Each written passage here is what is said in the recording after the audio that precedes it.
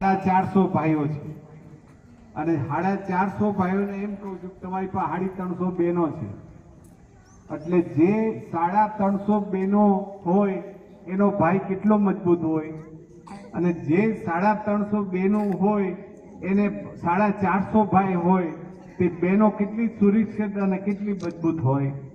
એમ એ લોકો ગ્રીન આર્મીમાં 350 સ્વયંસેવકો છે જે 1 રૂપિયો લેતા વેતન નથી. સવારમાં 5 વાગે જાય, 2 કલાક 3 કલાક 4 કલાક ખાડા ગાય, એમાં ઝાડ રોપે, એને પાણી પાય, પાછા એને અઠવાડિયે 10 દિવસે પાણી મળે છે કે નથી મળતું કે પ્રશ્ન છે, એ ઝાડને વાંચે, ઝાડ એને કમ્પ્લેન કરે, તમે કેમ અહીંયા હું આવું અને કમ્પ્લેન કરો, દાદા ચોકલેટ જોઈએ છે, દાદા આ જોઈએ છે, દાદા આ જોઈએ છે.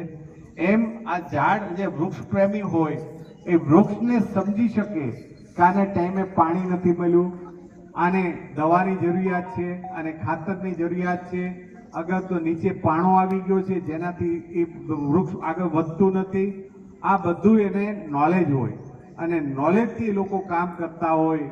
એટલે હું બધા જ જે કંઈ 350 આર્મી છે ગ્રીન આર્મીને નમસ્કાર કરું છું.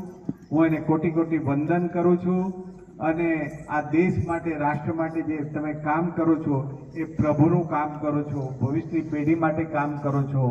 આ કાકા જે પહેલા બોલ્યા એ તો 71 વર્ષના છે, મારી જેમ 5 વર્ષ 7 વર્ષ 8 વર્ષ 10 વર્ષ ટેલી જવાના. એને આ ઝાડવું વાવે અને એનું ઓક્સિજન એને ક્યાં લેવાનું છે?